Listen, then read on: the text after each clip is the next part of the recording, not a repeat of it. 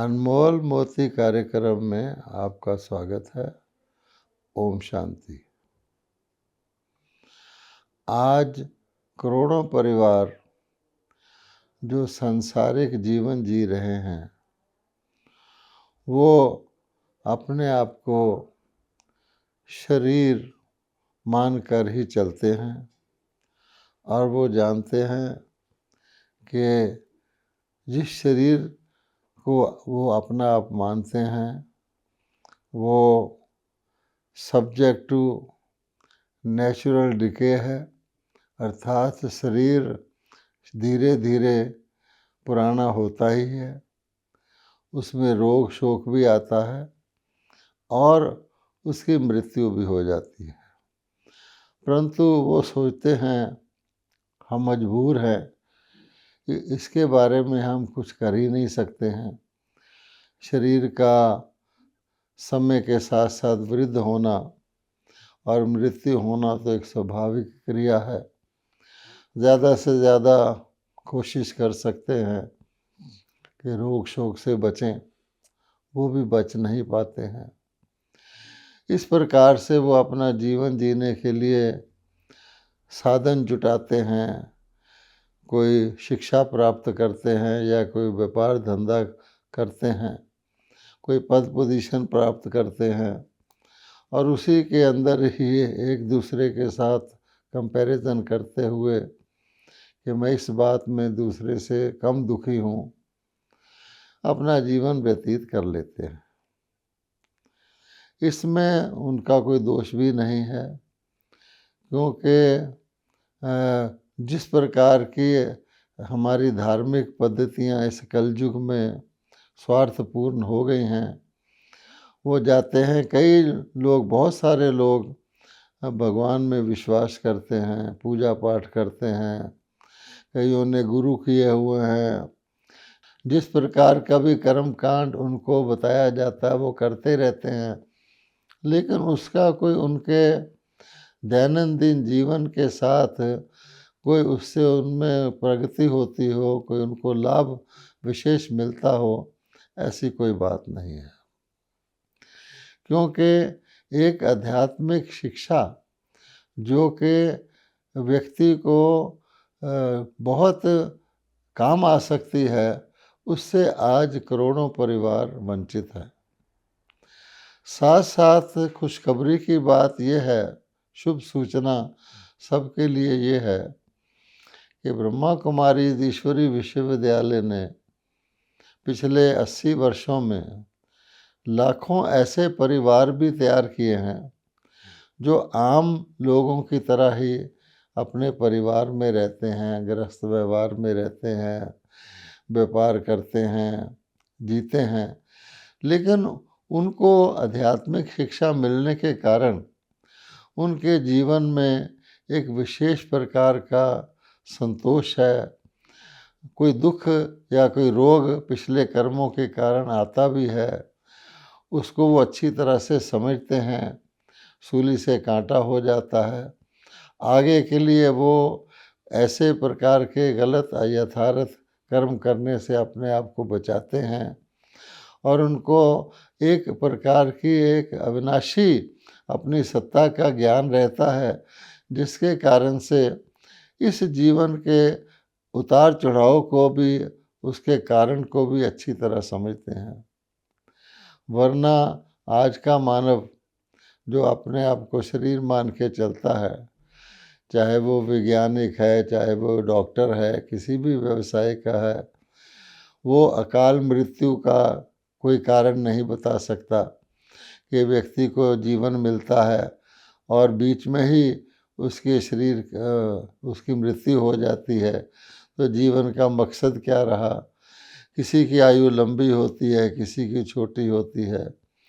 जीवन में दुख क्यों आते हैं, इसका कारण भी मनुष्यों को पता नहीं है। और तो और प्राकृतिक आपदाएं जो आती हैं, कहीं भूचाल आ जाता है, फ्लड आ जाता है, एक्सीडेंट हो जाता है, कई प्रकार के रोग, भीषण रोग आ जाते हैं जो मृत्यु का कारण बन जाते हैं। इन सब बातों से आज का मानव अनभिज्ञ है, बस मजबूर होकर वो जीवन जीता रहता है और जिस प्रकार की परिस्थिति आती है उसको झेलता रहता है। और परिस्थितियां दिनों दिन नाजुक होती जा रही हैं। हम जानते हैं दुखों के कारण, मृत्यु के कारण भी बढ़ते जा रहे हैं। तो ऐसी परिस्थिति में ब्रह्मा कुमारीज ने जिस प्रकार से भारत के अंदर और विदेशों के अंदर लाखों परिवारों का सच्चा सच्चा और ज्ञान युक्त तर्क संगत आध्यात्मिक सशक्तिकरण किया है, उस सशक्तिकरण के बारे में लोग जानने के बहुत इच्छुक भी हैं। और वो ये भी सोचते हैं कि अगर हमारी तरह रहने वाले लोग अलग अलग प्रोफेशंस के इस जीवन को धारण कर सकते हैं, परिवारों में रहकर धारण कर सकते हैं, तो उनमें उत्सुकता होती है कि हम क्यों नहीं कर सकते। ब्रह्मा कुमारी कोई घर बार का संन्यास भी नहीं करवाते हैं, कर्म का संन्यास भी नहीं करवाते हैं। केवल एक ऐसी मौलिक विद्या जिससे आज हमारा मानव समाज सारा वंचित है, उस विद्या को वो हमको देते हैं। पहली बात ब्रह्मा कुमारी ये समझाते हैं ताकि लोगों का ध्यान आध्यात्मिकता की ओर आकर्षित हो कि जिस प्रकार से आप साधन इकट्ठे करके ये समझते हो कि साधनों को हम जितना अपने इकट्ठा करेंगे, जितना अपना इस समाज में पद पोजीशन बढ़ाएंगे, शायद यही अल्टीमेट यानी यही एक प्रकार का हमारे जीवन में सुख शांति प्राप्त करने का लक्ष्य है। उसको तो मनुष्य को समझ लेना चाहिए कि कोई भी साधन है, कोई भी संबंध है, वो सुख का कारण भी बन सकता है और दुख का कारण भी बन सकता है। हमारा अपना बेटा हमारे नाम को रोशन भी कर सकता है, हमारे परिवार की इज्जत भी बढ़ा सकता है, और हमारा बेटा हमारी इज्जत को खाक में भी मिला सकता है अपने कर्मों की वजह से। हमारा धन संपत्ति हमें सुख भी दे सकता है, लेकिन वही धन संपत्ति कई बार हमारे लिए जान का खतरा भी बन सकता है। और फिर हम ये भी जानते हैं, अपनी मनोस्थिति को जानते हैं। अगर मेरी मनोस्थिति उदासी की है तो कितने भी खुशी की चीज़ें होंगी वो मुझे खुशी नहीं दे सकती हैं। एक व्यक्ति की नौकरी छूट गई है या उसके जीवन के अंदर कोई रोग शोक की घटना हो गई है, किसी प्रियजन की मृत्यु हो गई है और वो उदास जा रहा है और रास्ते में बहुत अच्छा म्यूज़िक बज रहा है, लाइट्स जगमगा रही हैं, वो उसको कोई रौनक में लाने वाली नहीं है बल्कि उसकी उदासी को और बढ़ा देती हैं। इस प्रकार से बहुत सारे ऐसे फैक्टर्स हैं जिसके कारण से व्यक्ति आध्यात्मिकता के बगैर अगर सोचे तो उसके जीवन में किसी प्रकार का स्थायी संतोष या स्थायी आशा की किरण पैदा हो सकती है, वो तो हम सब जानते हैं कि वो व्यर्थ ही हुआ है, उसमें किसी को भी सफलता नहीं मिली है।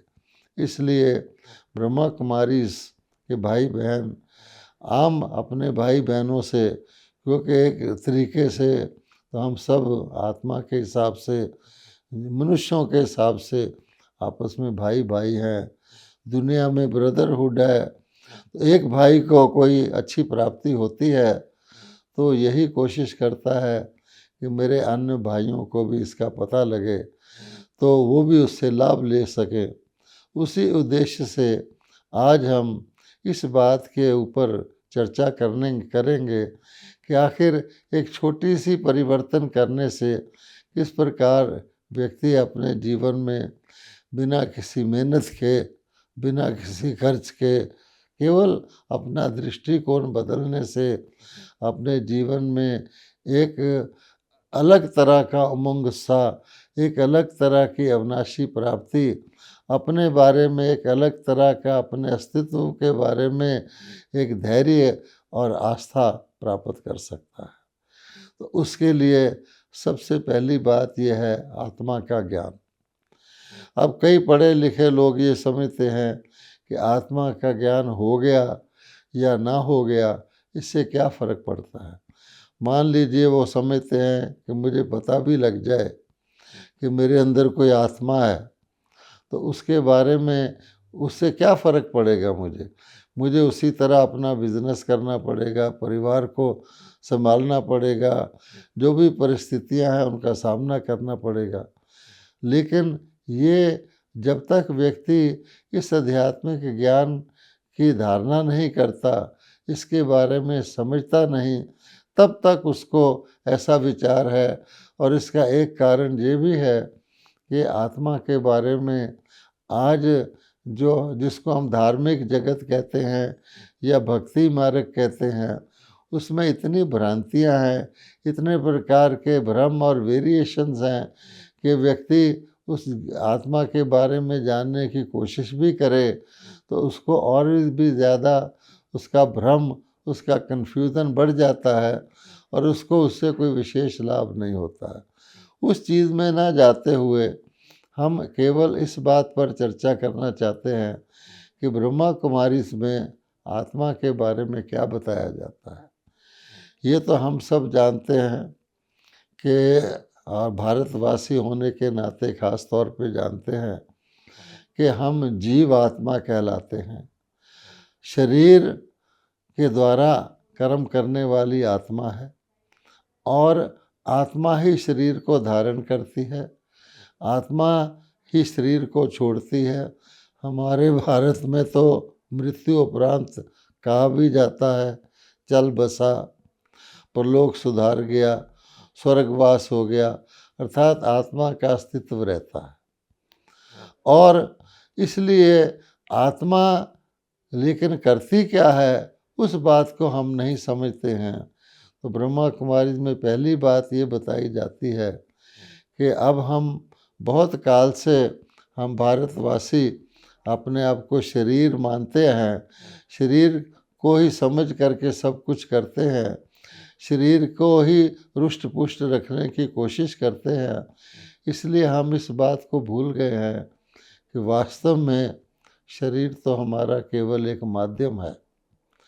शरीर आत्मा की अभिव्यक्ति का एक ज़रिया है, क्योंकि जैसे कोई बीज होता है, बीज बीज ही रहता है जब तक उस बीज को धरती में बोया ना जाए और उस बीज से कोई पौधा पेड़ उत्पन्न ना हो और उसका फल फूल पत्ते इत्यादि जो भी उस जिसका वो बीज है उसकी लोगों को प्राप्ति ना हो। लोगों का बीज से कोई मतलब नहीं होता। कहावत भी है कि आमे आम खाने से मतलब है, पेड़ गिरने से मतलब नहीं है। बीज से तो लोगों का मतलब ही नहीं होता, इसलिए हम उसको ध्यान नहीं देते हैं।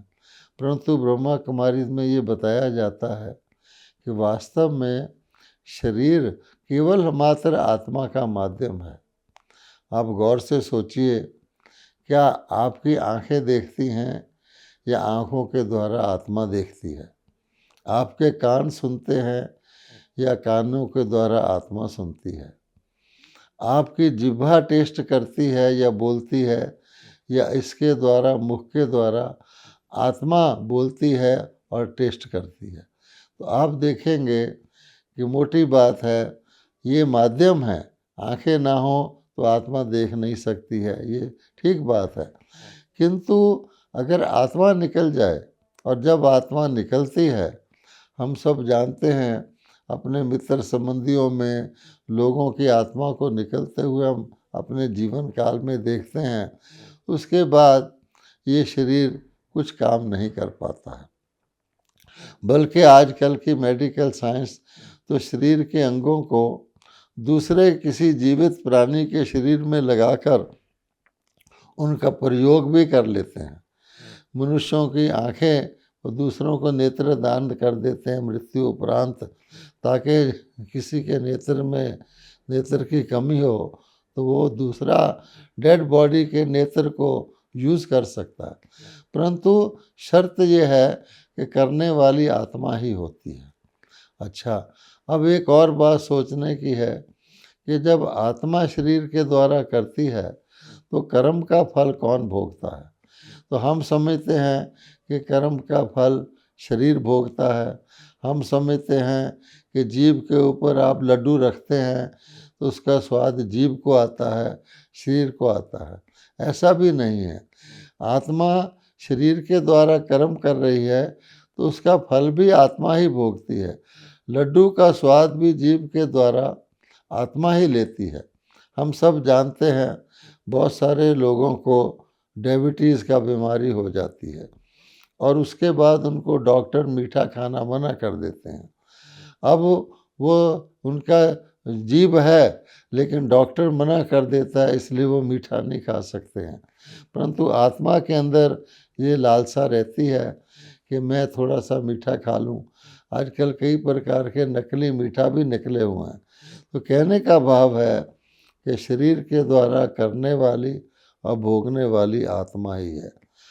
अब ये बात इतनी इम्पोर्टेंट है क्योंकि हर व्यक्ति अपने जीवन के अंदर, चाहे वो मन से सोचता है, चाहे वाणी से बोलता है, चाहे कर्म में आता है, चाहे दूसरों के साथ संबंध संपर्क में आता है, उसका लक्ष्य यही रहता है कि मुझे सुख मिले, मुझे शांति मिले, मुझे दुख ना मिले, मैं अशांति में ना जाऊं। लेकिन प्रायः हम आजकल क्या देख रहे हैं कि हर प्रकार के भरसक प्रयत्न करने के बाद भी आज के मानव, सारी टोटल मानवता को ही ले लें तो शायद ही कोई व्यक्ति होगा जो अपने जीवन काल में कह सके कि मैं सुखी रहा, मैं शांत रहा, मैं संतुष्ट रहा, मुझे किसी प्रकार का दुख शांति नहीं हुआ। बल्कि वास्तविकता तो इसके बिल्कुल प्रतिकूल है। हम जानते हैं कि आज एक छोटे बच्चे से लेकर एक सामान्य व्यक्ति से लेकर एक कोई बहुत बड़ा व्यवसायिक भी हो तो वह भी आज तनाव में रहता है, चिंता में रहता है, भय में रहता है। उसको आगे के बारे में किसी प्रकार की भी, भविष्य के बारे में किसी प्रकार की संतुष्टि उसको नहीं रहती, किसी प्रकार की आशा नहीं रहती। आज मानव ये सोचता है कि पता नहीं मुझे कब क्या हो जाए, ऐसी परिस्थिति आ गई है। और अकाल मृत्यु का बाज़ार तो बहुत ही गर्म है। इसके कारण को भी मनुष्य नहीं जानता है। क्या आत्मा इसीलिए शरीर धारण करती है कि उसकी अकाल मृत्यु हो जाए? क्या ऐसा भी कोई समय था जब अकाल मृत्यु होती ही नहीं थी? ये सारी बातें आध्यात्मिकता में आती हैं क्योंकि इसी दुनिया को हम अमर लोक भी कहते रहे हैं। इसी दुनिया को आज हम मृत्यु लोक भी कहते हैं। मृत्यु लोक क्यों कहते हैं? ऐसा तो नहीं कि अमर लोक का ये अर्थ था कि वहाँ कोई शरीर ही नहीं छोड़ता था। जैसा कि हम लोगों ने भक्ति में विश्वास कर लिया है। एक कश्मीर में अमरनाथ का मंदिर है, वहाँ हम कहते हैं कि एक कबूतर है, वो अमर हो गया क्योंकि भगवान ने पार्वती को अमर कथा सुनाई थी, अर्थात वो कबूतर जोनी में अमर हो गया। परंतु ऐसी कोई बात नहीं है। हर चीज़ का एक यूज़फुल लाइफ होता है, एक उसकी ऐसी जीवन काल और अवधि होती है जिसमें वो ठीक काम करती है। उसके बाद उस चीज़ को रिप्लेस किया जाता है, चाहे वो हमारा शरीर है, चाहे वो हमारा मकान है, चाहे वो हमारे नगर में किसी नदी के ऊपर पुल है। तो हर चीज़ की एक यूज़फुल लाइफ होती है। हम जो ड्रेस पहनते हैं उसकी भी एक यूज़फुल लाइफ होती है। मान लीजिए आप एक कोट पहनते हैं और कोट की यूज़फुल लाइफ 10 वर्ष है और 10 वर्ष के बाद वो कोट पुराना हो जाता है या फट जाता है तो उसको त्यागने में आपको किसी प्रकार का संकोच नहीं होता। अब खुद ही उसको बदलना चाहते हैं कि इसके बदले अब मैं एक नया कोट ले लूँ। परंतु अगर आपने परसों कोट सिलवाया है और आज वो फट जाता है किसी कारण से, तो आपको ख्याल आता है कि भाई ये तो कोट जल्दी 3 दिन के अंदर ही फट गया, नुकसान हो गया। ऐसे ही आत्मा को जो शरीर मिलता है, अब शरीर की एक ड्यूरेबल आयु होती है। तो हम जानते हैं कि हमारे भारत के अंदर मंदिरों के अंदर देवी देवताओं की मूर्तियां हैं, जिनकी हम जीवन कहानी या जिनकी प्रशंसा करके हम अमर का अमर हो, अमर हो, अमर रहे, इस प्रकार का जय बोल भी करते हैं। और आज के मनुष्य के लिए हम कहते मुर्दाबाद करते हैं, उस दुनिया को जिंदाबाद करते हैं। अर्थात ऐसा भी समय था जबकि कोई भी आत्मा शरीर धारण करती थी तो पूरी आयु के बिना वह शरीर छोड़ती नहीं थी, और जीवन काल के अंदर भी उसको किसी प्रकार का रोग शोक नहीं आता था। तो ये सारा कुछ कैसे संभव था? इस प्रकार से संभव था कि आत्मा जो परमपिता परमात्मा के परम धाम से जब आती है तो उसके अंदर पूरी शक्ति होती है, उसके अंदर पूरे दिव्य गुण होते हैं, उसके अंदर पवित्रता हम कहें और सत्यता होती है, जिस कारण से जैसी आत्मा वैसा शरीर, जैसे कहते हैं जैसा सोना वैसा जेवर, 24 कैरेट के सोने का जेवर भी प्योर बनता है और 18 कैरेट के सोने में मिलावट होती है। इसी प्रकार से जब आत्माएं शुद्ध होती हैं तो उनको शरीर भी ऑटोमेटिकली सतोगुणी मिलते हैं, प्रकृति भी उस समय शुद्ध मिलती है, क्योंकि जिस प्रकार की आत्मा होगी वैसे युग में जन्म लेगी। देवी देवताएं सतयुग में होते हैं, और आज के मनुष्य जो हम लोग आत्मा को भूल चुके हैं, अपने आप को शरीर मान के चलते हैं, वो कलयुग में होते हैं। यहाँ पर अस्पताल के बगैर कोई कॉलोनी ही नहीं बनाई जाती है, और हम जानते हैं अस्पतालों के अंदर कितने स्पेशलिटी, सुपर स्पेशलिटी, एक एक इंद्री के लिए कितनी कितनी दवाइयाँ, एक आँख के लिए ही 100 प्रकार की दवाइयाँ निकली हैं। आज के ज़माने की ये आवश्यकता है। लेकिन ऐसा भी समाज था जहाँ पर हम भगवान से प्रेयर करते हैं, हे परमात्मा मुझे अस्पताल, थाने, कचहरी से बचाओ, मुझे इस दुखी दुनिया से बचाओ, मेरे विषय विकार दूर करो, मुझे पापों से बचाओ। तो वो दुनिया परमपिता परमात्मा रचते हैं। तो आत्मा का ज्ञान जो होता है वो जब मिलता है तो फिर आत्मा को उसके अंदर जो बुराइयां आ गई हैं, जो कमज़ोरियां आ जाती हैं, जो अंदर ही अंदर शरीर के कमज़ोरियों का तो हम अस्पतालों में इलाज करा लेते हैं, लेकिन अंदर ही अंदर जैसे एक अहंकार का रोग है, एक लोभ का रोग है, क्रोध का रोग है, ये सारा भगवत गीता में वर्णित है। ये 5 विकार तुम्हारे दुश्मन हैं और ये आत्मा के अंदर ही होते हैं। हम आत्मा विकारों के वश आत्मा को पतित आत्मा कहते हैं, और जो विकारों से मुक्त आत्मा उसको पावन आत्मा कहते हैं। हम मंदिर में जा कर के अपने पूर्वजों की मूर्तियाँ, जो कि शुद्ध आत्मा थे, जिनके शरीर पावन थे, उनके आगे हम प्रार्थना भी करते हैं कि आप सर्वगुण संपन्न हो, संपूर्ण निर्विकारी हो, मर्यादा पुरुषोत्तम हो, आपकी जय हो। और अपने लिए मानव कहते हैं भगत लोग, मैं नीच हूँ, पापी हूँ, कपटी हूँ, मेरे ऊपर कृपा करो। इस गैप को दूर करने के लिए आत्मिक ज्ञान, आध्यात्मिक ज्ञान, और उसके बाद आत्मा का परमात्मा के स्नेह युक्त याद, जिसको योग का शब्द गीता में लिखा गया है, हे आत्मा अपने को आत्मा समझो, मन को मेरे में लगाओ। तो जिसके साथ आप मन को लगाएंगे, जैसे कहते हैं संग का रंग लगता है, खराब व्यक्ति के साथ आप संग करेंगे तो आपके अंदर अवगुण आ जाएंगे। तो सर्वश्रेष्ठ संग तो परमात्मा का ही कहा गया है, जिसको लोग सत्संग कहते हैं। आज भी सत्संग नाम से बहुत सारे धार्मिक संस्थाएं चलती हैं, लेकिन सत्य परमात्मा कहते हैं कि मैं ही, जब गीता में वर्णित है कि ऐसी पाप का समय आ जाता है, अवतरित होता हूँ और अपना परिचय देता हूँ परमात्मा का और अपने साथ आत्माओं को स्नेह युक्त संबंध जोड़ने की शिक्षा देता हूँ, उससे आत्माओं के अवगुण निकलते हैं, उनके अंदर गुण धारण होते हैं।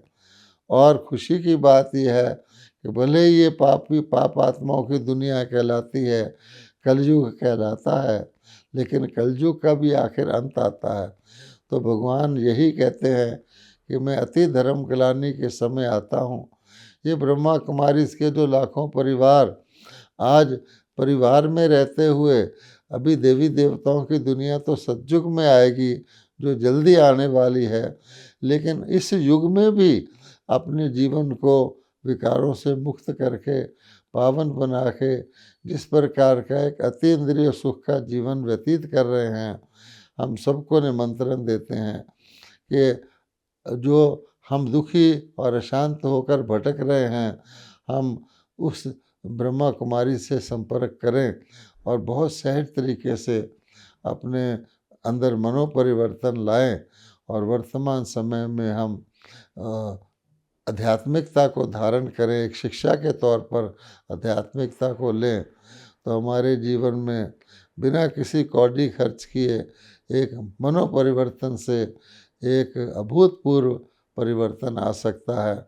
ये हम सबका अनुभव है, वो हम आपके साथ शेयर करना चाहते हैं।